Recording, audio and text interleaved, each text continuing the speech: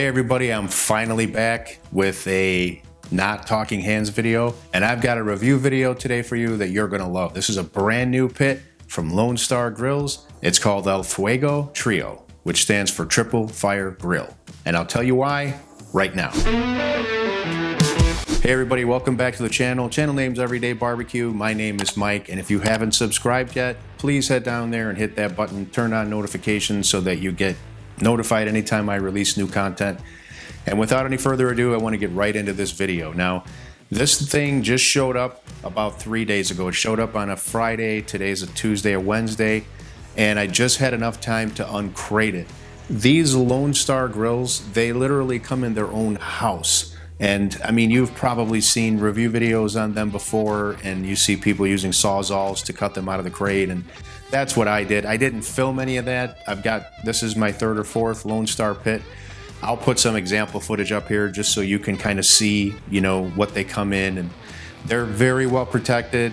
Never had a problem with shipping, never had a problem with any damages. So they always come in pristine condition. Now I'm doing this video in my garage because I haven't put it in my yard yet. The reason I haven't put it in my yard yet is simply because I have to go through the seasoning process. We've got some bad weather that's been running through the area, and I'm waiting on my cover, which should be here any day. So as soon as the cover shows up and the weather clears, I'm gonna do the seasoning, and I'm gonna get probably some footage of that, and you'll see that in future videos. Now, the elephant in the room is that I haven't used this yet, but I've got a few other Lone Stars here, and they're impeccable quality. This thing is an absolute tank. I mean, just lifting that is like, it's heavy. Every single part of this grill, the whole thing from top to bottom, all the parts, all the construction, all the work is done in Texas, right here in the USA. And I'm gonna say it again, every single one of my Lone Stars is an absolute beast. All these Lone Stars are built like tanks, and I'm not gonna use that word lightly. I mean, they literally all feel like tanks. So let me get into some of the specifics about this grill. We'll start by addressing the name, El Fuego Trio. It means triple fire grill. This thing can run off pellets, wood splits, or charcoal, or you can do a combination of all those three at once if you want. This side here is charcoal,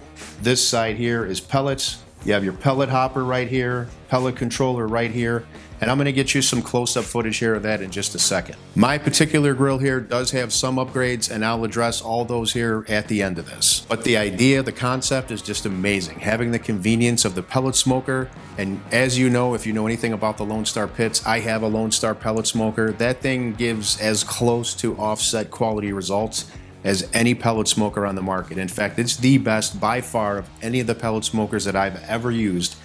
I haven't used them all, I'm gonna be fair, but I've had several. I've probably had a dozen, and none of them even come close to the reliability, the quality of the construction, and the results with the food. Amazing. I did a long review video on the Lone Star pellet smoker a couple years ago. I'll put a link to that up here if you want to check that out. This grill body and stand are constructed of 10 gauge carbon steel, and that's more than double the thickness of competitors' grills. Let's start here on this charcoal side. And I'm going to get my handheld here just so I can show you some close-ups. The charcoal grate and the adjustment mechanism.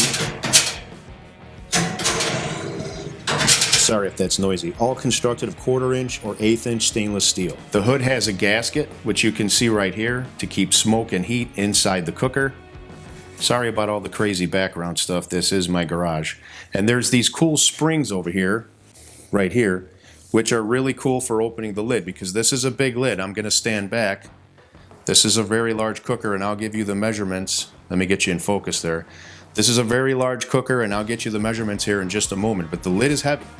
So these springs help to make it easier to open and close. And they are on both sides. There's one there and one there. On the sides, there are 2 exhaust dampers. So you have one here on this side and one on this side. That makes it easier for controlling temps when you're using the charcoal side. So I imagine the way you'd use this is if you're using charcoal, you could use the exit vent here on this side. If you're using pellets, you could use the exit vent there on that side, or you could do a combination of both.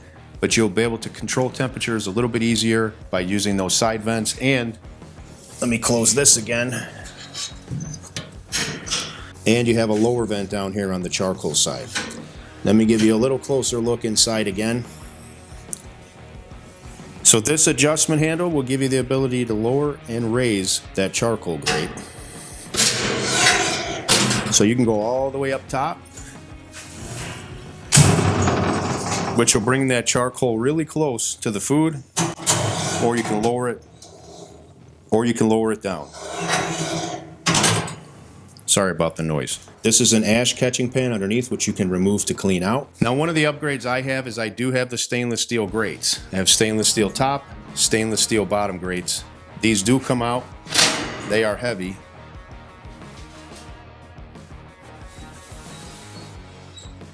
Underneath the pellet side here, you can see you have that same diffuser plate, and it's angled to flow that way so that all the grease drains down. And here you have, I haven't put my ball valve on the drain yet, but that's where that would come out. So it keeps everything nice and clean and safe. Just like in the original Lone Star Grillz pellet smoker, I'm going to slide this over.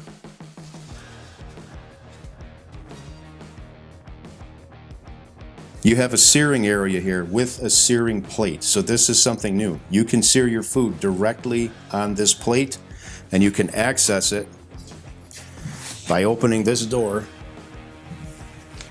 and you can sear directly on that plate. Now, searing temperatures down there, I believe says can get up to about 700 degrees. And now that I have it here, you can kind of see how that's angled and sloped to the left side. Underneath the searing plate,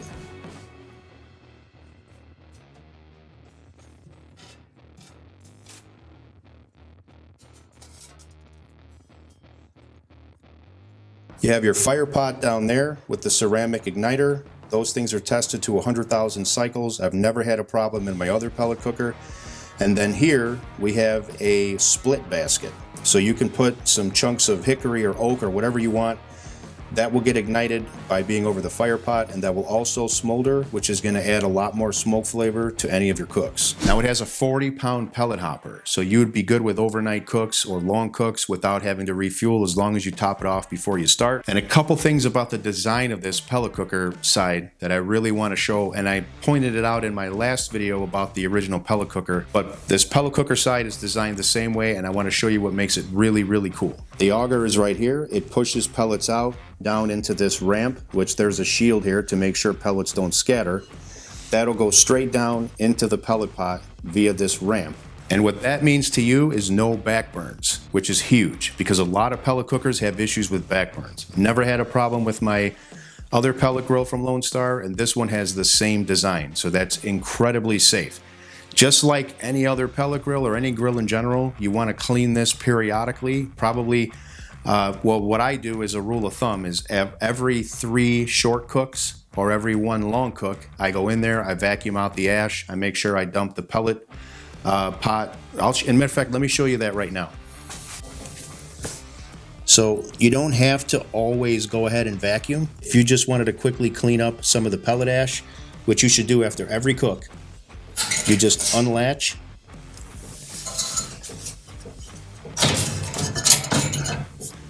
Unlatch from both sides. There's a new handle design here now, which isn't on my older pellet cooker. You slide this out, and you can dump that ash. Since we're still talking about the pellet side, I also want to tell you the fireboard controller is made also 100% in the US. I've got a fireboard on the older Lone Star pellet cooker, never ever had an issue, not even once. And I've done a lot of cooks on it. The fireboard controller has an app. You can control it from your phone. You can just walk up to it and make adjustments. If you use the app, you can do pretty much anything you can do from the controller. It'll show you graphs. You can add cook notes. So if you really nailed a cook, you can take notes and refer to it for next time.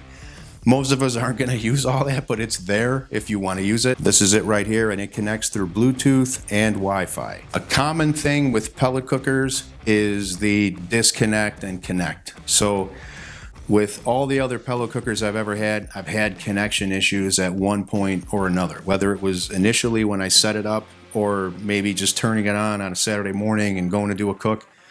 there would be connection issues, or there would be some stupid update that I wanted to install and it would get stuck. Now, maybe I've been lucky, I don't know, but I've never had those issues. I connected my last pellet cooker with the Lone Star pellet cooker with the Fireboard controller. I connected it one time to Wi-Fi, done deal. Never, ever had to mess with it again. Now, I'm a tech guy, I'm in the IT business, so I do have access points installed around the house, and maybe that helps me, but I had that same system when I had the other pellet cookers, and I had trouble. Never had any trouble with the Lone Star. It comes with a couple probes in this bag, and you can use up to 6 meat probes in the controller. And even though you can burn a split in that split basket right above the fire pot, you can also use the Lone Star wood chips and mix them in with the pellets. The last pellet cooker did that as well. I mean, not last, they still have it, but my old one does the same thing. And I'll overlay some footage here of the last time that I did that, and the results are just a little bit better than not having them. So it's totally worth doing if you want, but you can do that on this one, and you can use that wood split on top of the fire basket. Temperature ranges for the pellet side are 160 to 450 Fahrenheit, and the searing temperature right over the fire pot is about 700 degrees. Hey everybody, I had to interrupt this video. I'm sitting here right now editing this whole thing so I can get it out, and I realized that I forgot to put something in that was really important. One of the big questions I had about the grill was if you're using the pellet side and you have it set at 250 or 300 degrees, what are the temperatures like around the cooker? Are they very balanced? Are they a lot less on the charcoal side or the top shelf than they are right above the burn pot? So anyway, I did talk to Chris about this through email, and he sent me over a graphic, which I'm going to post on the screen right now. And it does show the temperature variances at, different temp settings. And him and I discussed it, and we're like, there's a difference. There's a difference of, well, I'll just show you on the graphic. But there's a lot of cases where you could actually use that temperature variance, from one side to the other. So anyway, I'm going to post that here now. And like he pointed out, there's a ton of room, even just over the pellet side, but you can use this whole cooker when you're using the pellet side and have food even on the charcoal side. There's just temperature differences. So maybe the smaller pieces of meat would go on the lower temp side, or my God, I could think of 1,000 different scenarios where it would actually be useful to have a higher and a lower temp side. But anyway, here's the graphic, back to the video. Something here that I didn't read before, but this is interesting, and maybe this is why their pellet cooker does such a better job than most of the others, but patent pending burn pot design, allowing a mix of hot burning pellets and smoldering ones, giving the best smoke profile available on a pellet smoker, matching that of a stick burner. And it is as close to a stick burner as I've ever seen on any pellet smoker I've ever used. I'm going to keep my cheat sheet in my hand here for a minute, so let's go over some measurements. There's 1,408 square inches of cooking space between the bottom and the top grate. The top grate is 12 by 44, and the bottom grates are 20 by 22. The whole cooker is 60 inches wide, 32 inches deep, 57 inches tall, and weighs 450 pounds. And I can tell you it feels like every bit of 450 pounds. There's a lifetime warranty on the main smoking chamber and structural steel components, a 3-year warranty on the controller and the igniter, and a 1-year warranty on the auger, motor, and fans. Now I just want to point out some of the upgrades that mine has that are not standard. For starters, I have the off-road wheel package, and this is because my yard, it's impossible to get this into my backyard without these wheels. The last time I got a Lone Star delivered here and I didn't have the off-road kit, I had to get a forklift to come move it into my yard. There's just too much ground to navigate. There's no cement. It's all grass. It's on a side hill.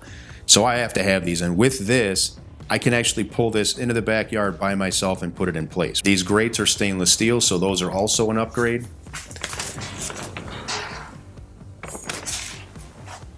And this one has dual temp gauges. Standard is only one. I also have this stainless steel side shelf and the stainless steel pull handle. And when you get the off-road wheels, you also get this pull handle. If I haven't showed you already, both doors are gasketed to help insulate heat and keep smoke inside the chamber. And when you open these, you really feel the quality. I mean, these are nice and heavy. I mean, it's not just the doors. The whole grill is just build crazy, crazy heavy duty. I love the stainless steel lid. I think it's beautiful, and I think it's gonna be easy to care for and probably hold up really well in the elements. All right, so I went through all my notes and I think I covered everything, but if I missed anything, I'll have a pinned comment below that I'll put in there, whatever it is I missed, whatever I want to say about it. But I want to hear from you guys.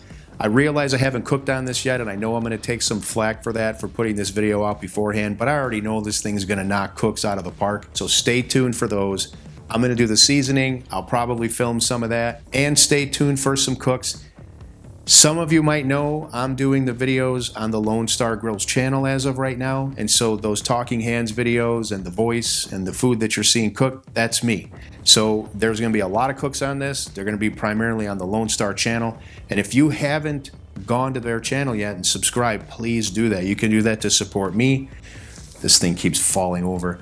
You can do that to support me. You can do that to support Lone Star, and stay in tune with all their new products, some cool recipes. I try to keep things pretty easy so that people will actually want to go do those recipes. Try not to keep them too complicated. Some of them we do a little bit more involved, but for the most part, we do easy recipes, super, super easy. Great flavor, great food, easy cooks. Please leave me a comment on this video. Make sure you're subscribed. Make sure notifications are turned on. It's good to see you all on camera after all these months. Take care till next time, and I'll see you on the next episode.